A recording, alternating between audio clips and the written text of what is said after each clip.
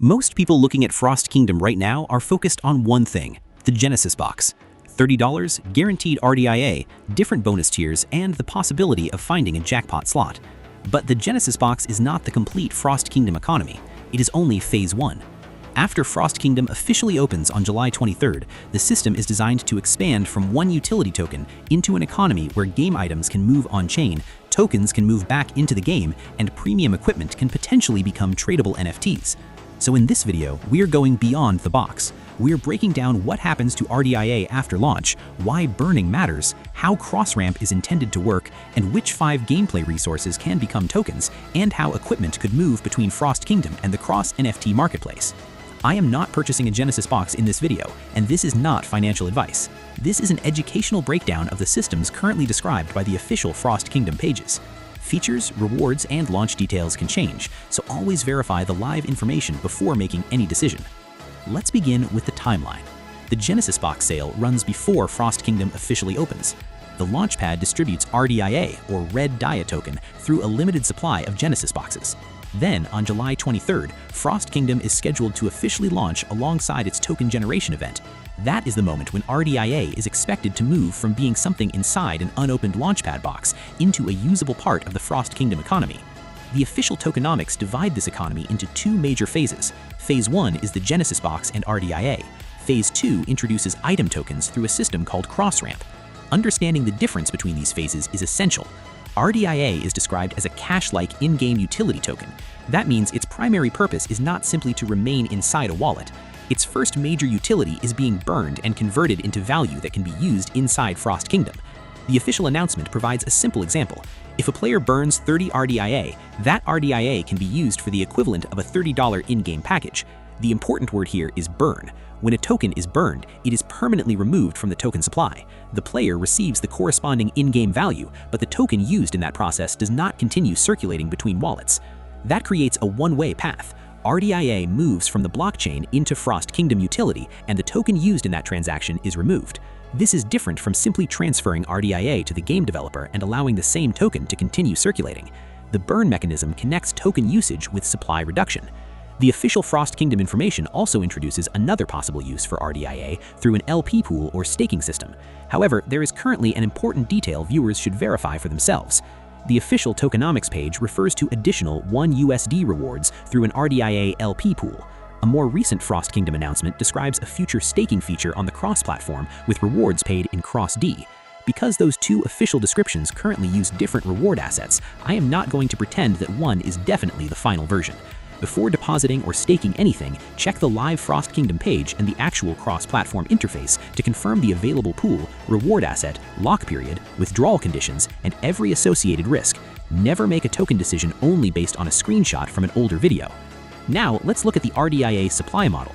According to the official tokenomics, there will not be another Genesis box sale after this launchpad event. The official announcement also states that no additional tokenized RDIA will be sold after the launchpad ends. However, players may continue purchasing the normal in-game currency version through the cross shop. This distinction is important. The in-game currency and the tokenized on-chain version are connected by utility, but they are not created in exactly the same way. The tokenized RDIA available through the launchpad cannot simply be minted by playing Frost Kingdom. Players will not be able to endlessly farm normal gameplay activities and convert all of that activity into newly created RDIA tokens. Instead, when tokenized RDIA is used for in-game value, it is burned.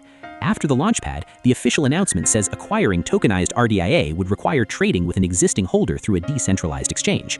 That creates a controlled model for RDIA. There is a defined launchpad distribution, no gameplay minting, and a burn-based utility when the token enters the game. But RDIA is only the first layer. Frost Kingdom's more ambitious system begins in Phase 2 with cross-ramp. Cross-ramp is designed as a bridge between normal in-game resources and on-chain item tokens. Think of Frost Kingdom as having 2 connected environments. On one side is the game. This is where players build cities, collect heroes, use shields, restore stamina, relocate strongholds, and speed up marching armies. On the other side is the on-chain economy. This is where supported resources can exist as tokens that can potentially be held or traded. Cross-ramp sits between those environments. For supported items, the intended process works in both directions. A player begins with an eligible item inside the game. The player can use cross-ramp to mint it into an on-chain token. Minting removes or locks the corresponding usable resource from the game side and creates its tokenized representation on-chain. That token may then be transferred or traded according to the supported platform rules. Later, the holder can burn that token to redeem the corresponding item inside Frost Kingdom. So the complete loop looks like this.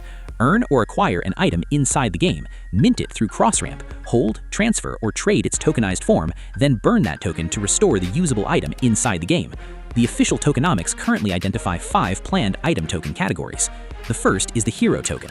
This token is created from standard summon tickets. Summon tickets are used to recruit heroes, and heroes influence combat, development, support functions, and team synergy.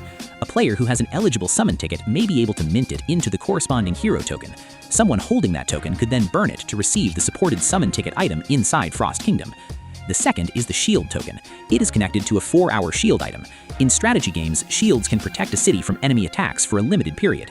This makes a shield more than simply a collectible. It's a defensive resource with situational gameplay utility. A player preparing to leave the game, protect resources, or avoid an incoming attack may value that shield very differently from a player who is actively looking for combat. The third is the city token. This represents a city relocation item. City relocation allows a player to move their stronghold to another position on the world map. That could matter when joining an alliance cluster, escaping a dangerous region, moving closer to resources, or preparing for a coordinated territorial attack. The fourth is the stamina token. This is an action economy resource. Depending on the final game balance, it may be needed for activities such as attacking enemies, completing expeditions, fighting PvE targets, or participating in other stamina-limited content. A player with additional stamina can continue performing activities after another player has reached their normal limit. The fifth is the speed up token. This token is connected to a normal march speed up. March speed can matter when reinforcing allies, joining rallies, reaching an objective, attacking a target, or returning troops before an enemy responds. In a large-scale strategy game, a few seconds or minutes can completely change the result of a coordinated battle. These 5 token categories are important because they are connected to gameplay decisions. They are not simply 5 different names placed on identical speculative assets. Each token represents a resource with a different purpose. Hero tokens support recruitment, shield tokens support defense, city tokens support positioning, stamina tokens support continued activity, and speed up tokens support timing. Their actual demand will therefore depend on how Frost Kingdom is played, how scarce each item becomes, and whether players find the cross-ramp process useful. This also means that launch day balance will matter. If an item is extremely easy to obtain, its tokenized version may attract less interest. If an item is useful but difficult to earn, more players may want to redeem that resource inside the game. We cannot know those final market dynamics before the live economy develops. The correct approach is to understand the utility loop without pretending utility guarantees a particular price point. Cross-ramp is not limited to consumable items. Frost Kingdom's official tokenomics also describe a separate system for premium equipment. A player may earn or acquire eligible equipment inside the game. That equipment can then be sealed into an NFT.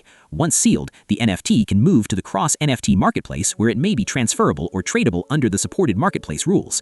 The equipment can later be unsealed and returned to usable form inside Frost Kingdom. So this creates another two-way loop. Earn equipment inside Frost Kingdom, seal it into an NFT, transfer or trade the sealed item, then unseal it for use inside the game. This approach is different from an NFT that exists only as artwork. The